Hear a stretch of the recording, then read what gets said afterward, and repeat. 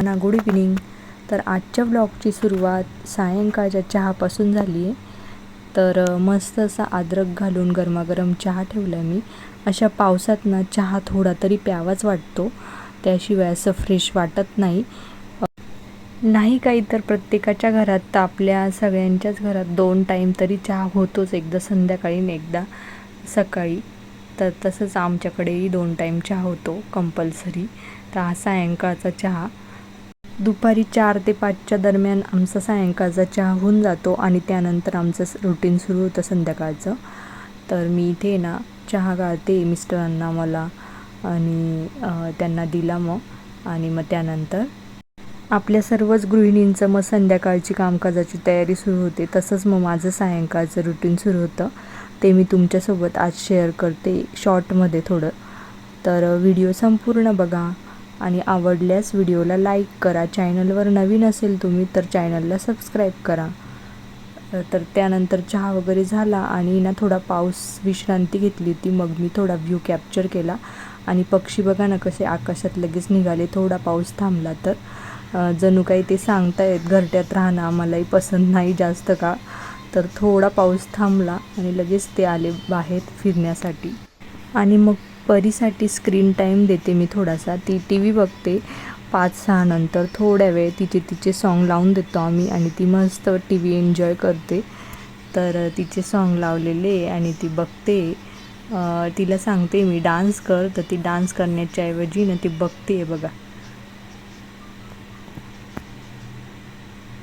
थोडीफार ॲक्टिंग करते तशीच.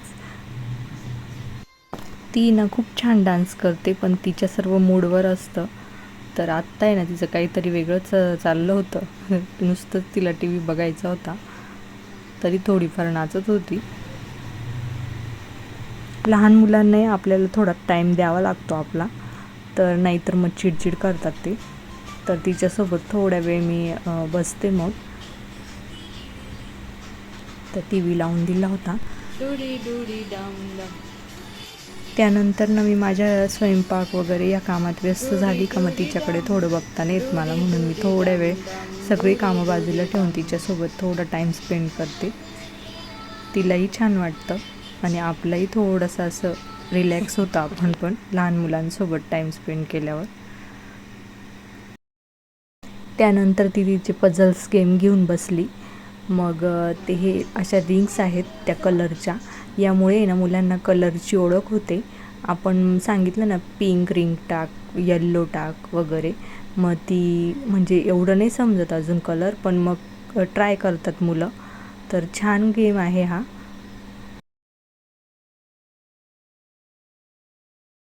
मस्त खेळते, खूप वेळ मस्त नादून जाते ह्या खेळामध्ये. तर सांगत होते मी तिला येल्लो वगैरे रिंग टाक म्हणून.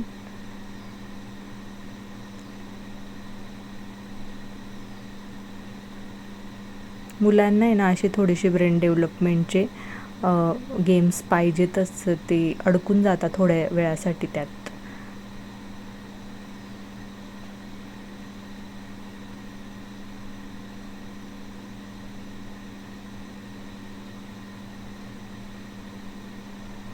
तर इथे टी व्ही पण चालू होता ना, म्हणून तिचं थोडं लक्ष टी व्हीत होतं आणि थोडं लक्ष इकडे खेळण्यात होतं.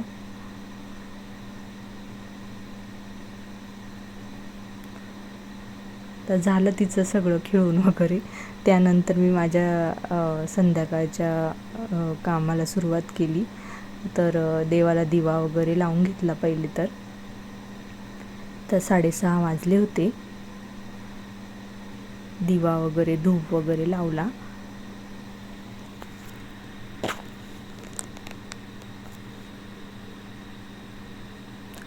आणि थोडीशी भक्तिगीते लावून दिली टी व्हीवर. खाटूश्याम बाबांचं भक्तिगीत छान वाटतं ऐकायला, ते चालू होतं टी व्हीवर.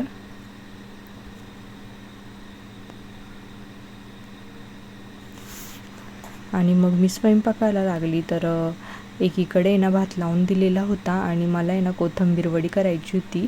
कोथिंबीर कधीची होती आणि ती ह्या पावसाळ्याच्या वातावरणात थोडीशी अशी पिवळसर पडते, त्यामुळे म्हटलं आता ती संपवायची तर वड्याच करू. मग मी वड्या करते, ते थोड्याच करायच्या होत्या मला. इन्स्टंट अशा वड्या करून घेतल्या मी, पण छान झाल्या होत्या, मस्त कुरकुरीत. तर त्यामध्ये ना थोडं बाजरीचं पीठ आधी ना कट करून घेतली सगळी कोथिंबीर आणि बाजरीचं पीठ थोडं जास्तीचं, म्हणजे सर्व पिठांपेक्षा थोडं बाजरीचं पीठ जास्त घेतलं जेणेकरून ते कुरकुरीत होईल. थोडं त्यात डाळीचं पीठ आणि थोडं गव्हाचं पीठ आणि तांदळाचं पीठ असेल तर तेही वापरा तुम्ही, त्याने अजून छान कुरकुरीतपणा येतो. थोडे तीळ आणि ओवा.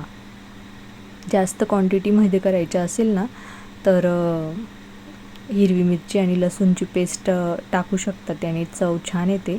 मला इथे थोड्याच करायच्या होत्या म्हणून मी इथे लाल तिखटच वापरलं आहे.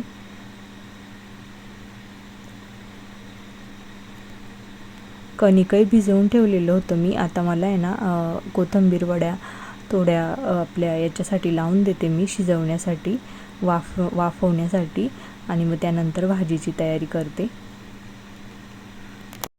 सर्व साहित्य टाकून घेतलं कोथिंबीरमध्ये आणि थोडं मिक्स करून घेतलं आणि पाण्याचा अंदाज घ्यायचा थोडाफार, म्हणजे पाणी जास्त नाही टाकायचं कोथिंबीर वडीला, नाहीतर मग ती एकदम नरम होईल. पाणी कमीच लागतं ह्या पिठाला मळायला. अगदी थोड्या पाण्यात मी एकदम पीठ असं एकजीव करून घेतलं आणि मग कढईमध्ये ना एक चाळणी ठेवली पाण्यामध्ये आणि त्याच्यावरच वाफवलं.